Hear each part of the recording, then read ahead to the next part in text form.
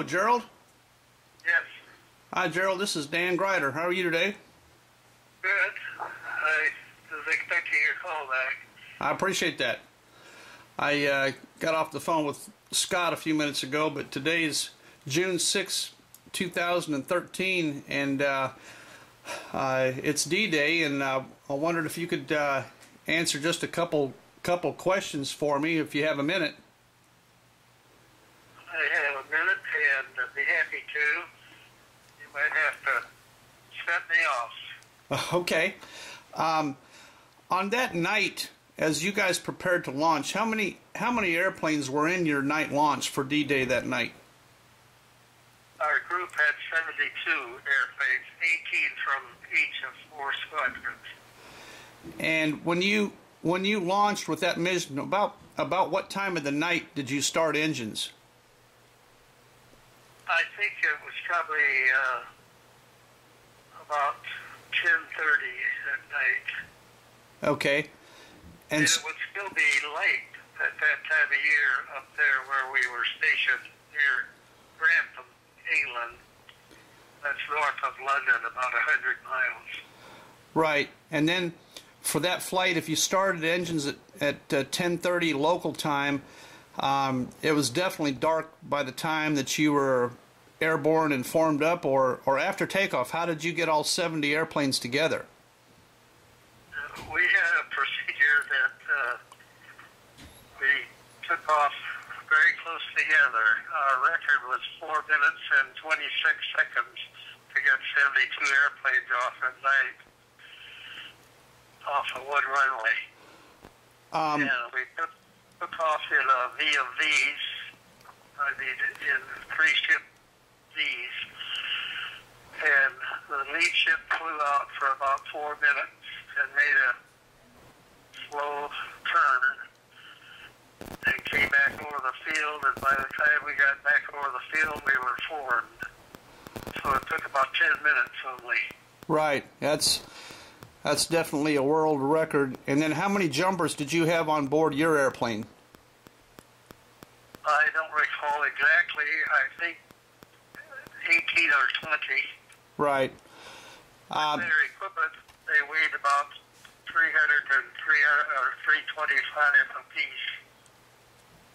Right. So you had a heavy load, and then it was about, what would you say, about a 2-hour flight in formation to get to the drop zone?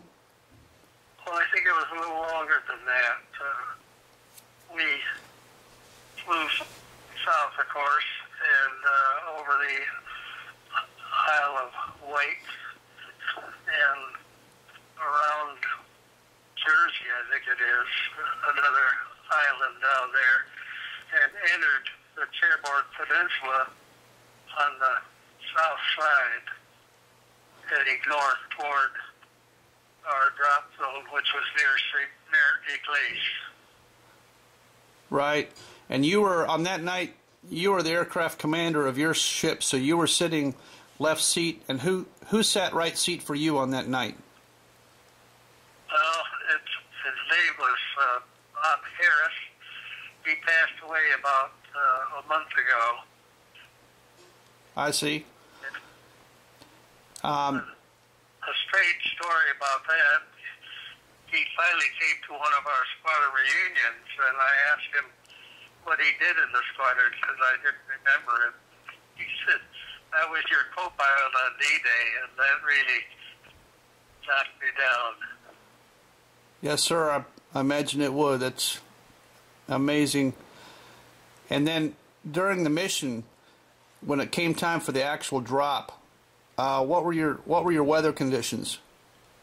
Well, when we got to landfall on the Cherbourg Peninsula, there was a low cloud layer over land, and so we made our landfall below 200 feet above the sea and flew underneath the clouds, and visibility was not very good, and our 2 9-ship formations in our squadron got separated from each other.